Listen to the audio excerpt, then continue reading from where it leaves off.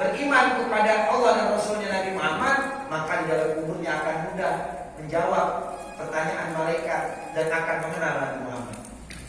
Tapi kalau orang kafir, orang munafik di dalam kubur, maka dia akan diazab sama Allah dengan azab yang begitu dahsyat karena dikenal Nabi Muhammad.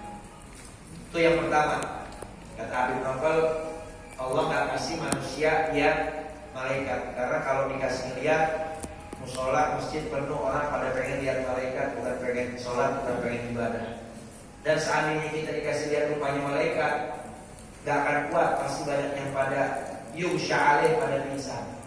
Kenapa? Karena di dalam hadis Nabi katakan, Inna Jibril lahu situ mi'atu jannah ma bainal janahain bainal masyriq wal maghrib.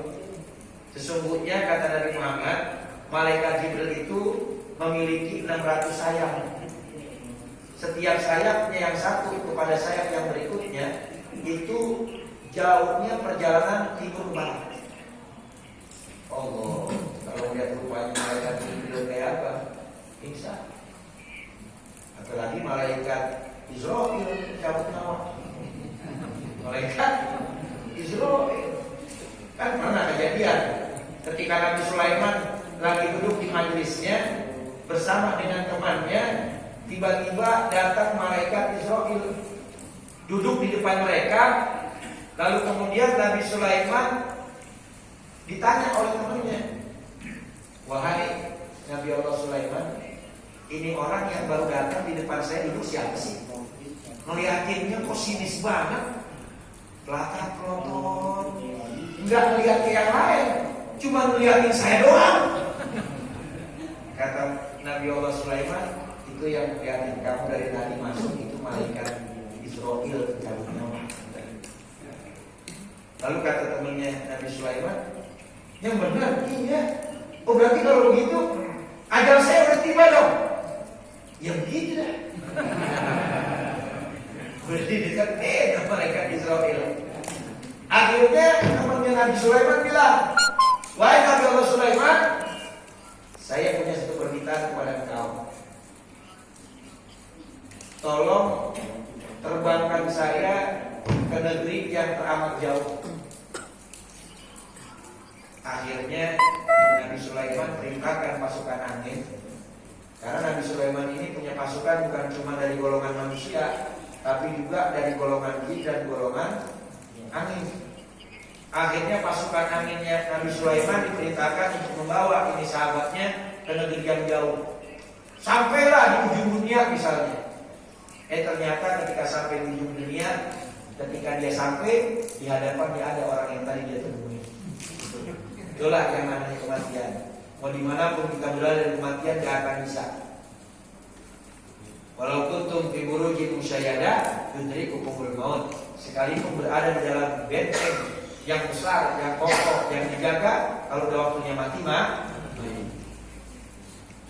Yang kedua, kata Habib Novel bin Muhammad bin Yahya, yang gak dikasih sama manusia, yang kedua adalah gak dikasih dengar suara orang yang diazab dalam kubur.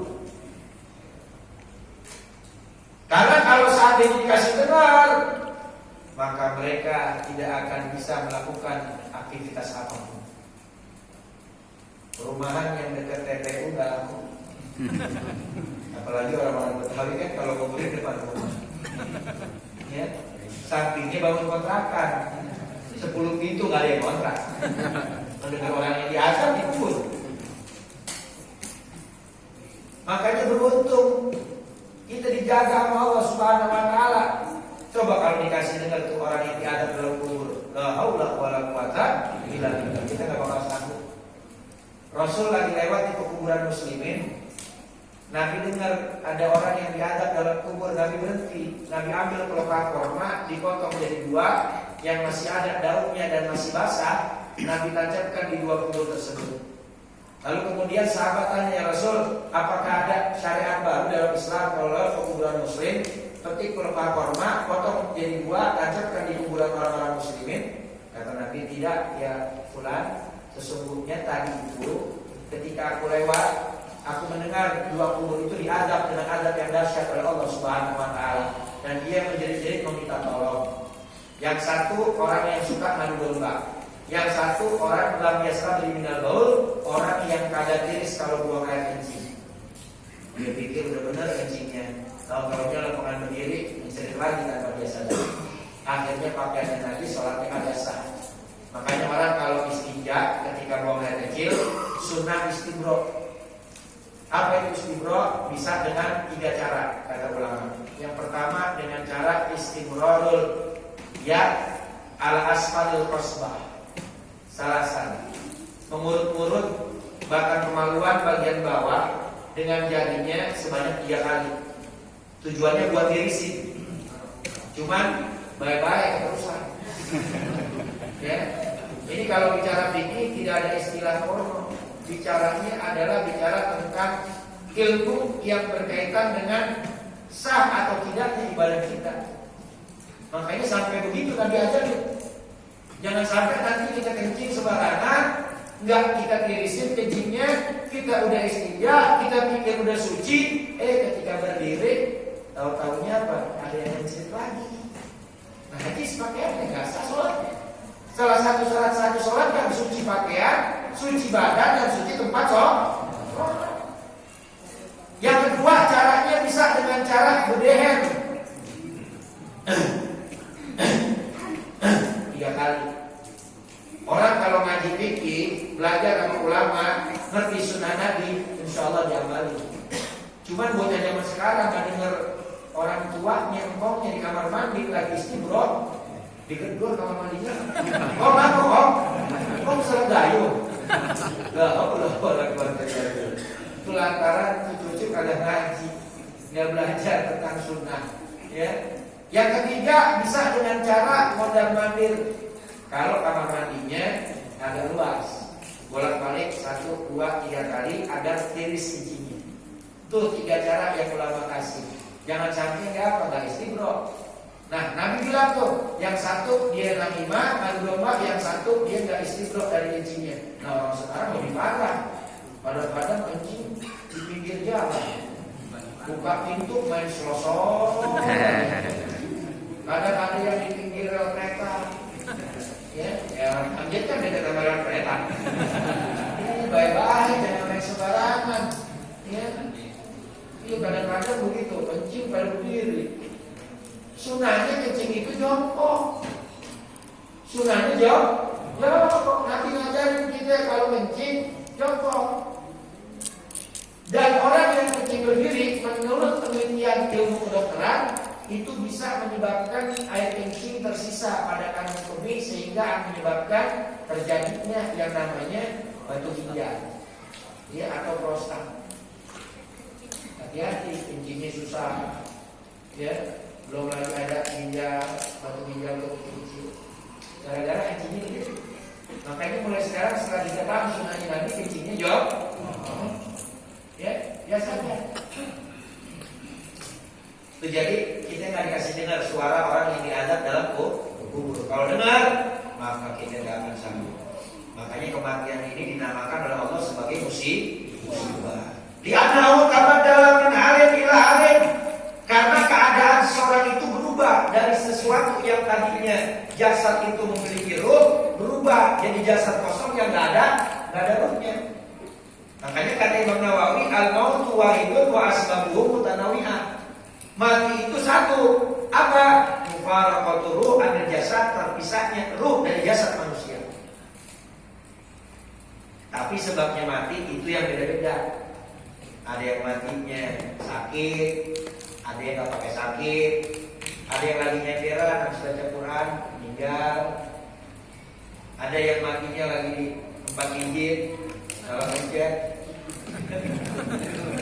Kita tahu matinya orang beda-beda.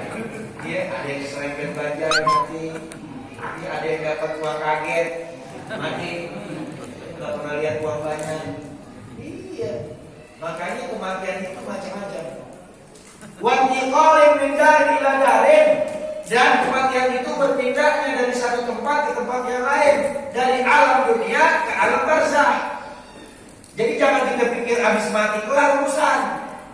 Makanya orang kadang-kadang yang utangnya banyak suka pada bunuh diri. Dia pikir kali kelar habis itu.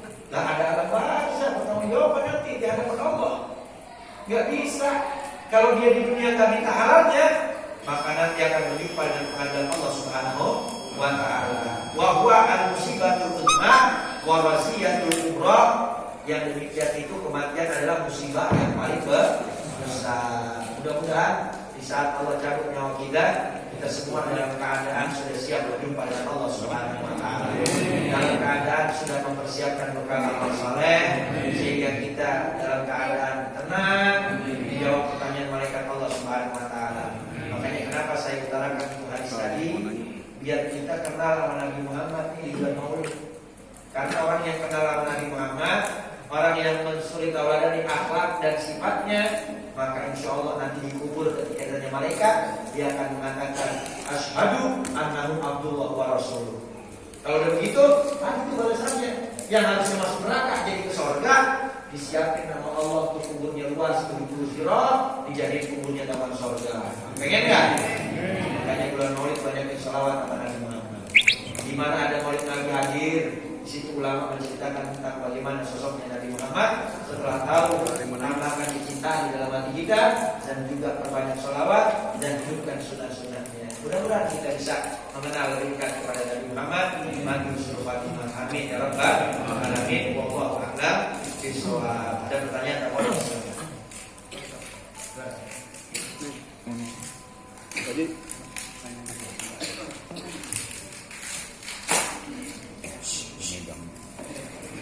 itu buatnya sudah tadi sampai sini. Assalamualaikum warahmatullahi wabarakatuh.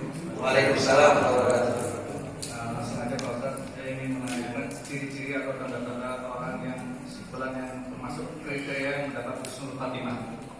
Lalu yang kedua, apakah sesungguhnya seseorang hamba itu meninggal dunia sebagaimana kebiasaannya ketika dia masih hidup? Terima kasih. Ada dua pertanyaan. Yang pertama, apa tanda-tanda ciri orang yang husnul khatimah? Di dalam kitabnya Al-Imam Al-Ghazali rahimahullah ta'ala, beliau mengatakan bahwasanya orang yang mati husnul khatimah, ciri-cirinya dia mati dalam keadaan dalam ridha Allah dan Rasulnya Nabi Muhammad. Kalau dia seorang istri, dia mendapatkan ridha suaminya ketika meninggal dunia, maka bisa dikatakan ke istri husnul khatimah. Kenapa? Karena di dalam hadis Nabi katakan, siapa orang istri yang dia meninggal dunia, wa zawjuha radin anha, dan suaminya ridho kepada istri tersebut, maka dia adalah orang yang husnul khatimah, karena balasan dan janjinya Allah baginya adalah surga. Kalau dia seorang istri. Kalau dia seorang suami atau umum sifatnya, maka dikatakan orang yang husnul khatimah adalah orang yang wafat dalam keadaan baik, wafat dalam keadaan taat, wafat dalam keadaan ibadah, wafat dalam keadaan penuh dengan kebaikan, dan juga dalam hal-hal yang diridhoi oleh Allah dan Rasulnya Nabi Muhammad SAW. Itu adalah orang-orang yang husnul khatimah, yang matinya dalam keadaan bawa iman dan Islam. Itu husnul khatimah. Makanya penting banget kita minta sama Allah tiap sholat, ya Allah biha, ya Allah biha, ya Allah bihusnil khatimah. Karena kita nggak tahu akhir hayat kita bagaimana. Kita pikir kita bakal jadi ahli surga, belum tentu. Bisa jadi akhir hayatnya dapat apa? Kesesatan. Akhirnya keluar dari ajaran Islam. Alhamdulillah. Makanya minta terus sama Allah. Baca ya dal jalal wal ikram, amin ta'ala lil Islam wal iman. Ya Allah, zat yang maha mulia, zat yang maha pemurah, zat yang maha pengasih, matikan kami dalam keadaan iman dan Islam. Pertanyaan yang kedua, apakah benar seorang dimatikan sesuai dengan kebiasaannya? Betul. Di dalam hadis baginda Rasul Nabi Muhammad SAW beliau bersabda, matal mar'u ala ma'asya alaih. Setiap manusia dimatikan sesuai dengan kebiasaannya. Orang yang ahli ibadah matinya lagi ibadah. Al-Imam Maulana Ja'far Shadiq Sunan Kudus, beliau itu meninggal dunia di hari Jumat ketika mengimami sholat subuh berjamaah di sujud terakhir sebelum salam. Beliau wafat menghadap Allah Subhanahu wa ta'ala. Orang yang ahli sujud wafatnya lagi sujud. Orang yang ahli baca Quran wafatnya lagi baca Quran. Orang yang ahli berzikir wafatnya lagi ingat sama Allah. Orang yang ahli sholawat meninggal di dalam keadaan sholawat. Siapa? Saya punya teman. Ajaril Allah Mujahid Sabih Al-Habib adik daripada Habib Hasan bin Ja'far As-Sadiq. Saya belajar bersama beliau satu zaman di Hadramaut di bawah bimbingan Rabi Arwan Sayyidul Walid Habib Umar bin Muhammad bin Habib bin Syekh Abu Bakar bin Salim hafizallahu ta'ala wa ra'ah. Beliau itu Habib Mustafa meninggal dunia pada saat beliau sedang duduk dengan murid-muridnya membaca maulid ya ulama, maulid baginda Rasul Nabi Muhammad. Ketika beliau sedang baca maulid Nabi, lalu kemudian beliau terasa sesak dadanya sehingga sulit untuk bernafas. Lalu beliau pindah ke dalam kamar dan terus bersolawat kepada Nabi Muhammad. Dan ketika itulah dicabut nyawanya oleh Allah Subhanahu wa Ta'ala. Allah pindah, wafat dalam keadaan bersolawat kepada kekasihnya Allah. Maka orang yang husnul khatimah adalah orang yang wafat dalam keadaan la ilaha illallah. Maka biasakan kebaikan, nanti Allah matikan dalam keadaan yang baik. Tapi tidak sedikit orang yang mati lagi maksiat, yang tukang mabok matinya lagi mabok. Dulu kan pernah kejadian 2010 ada satu orang terpilih jadi RT di daerah Tegal. Dia ajak keluarganya pesta miras oplosan. Itu RT mati sama warga-warganya. Ya, mengaku satu bede. Biar ada RT harusnya tasyakur, baca maulid, baca zikrullah. Ini kagak malah jadi maksiat. Orang yang tukang maksiat matinya lagi maksiat. Orang yang doyan zina matinya nggak anjat di kuburan. Macam-macam dan mudah-mudahan kita usul khatimah. Ada lagi yang lain silakan.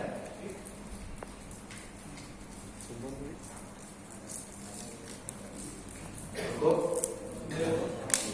Insyaallah manfaat dunia wal akhirah.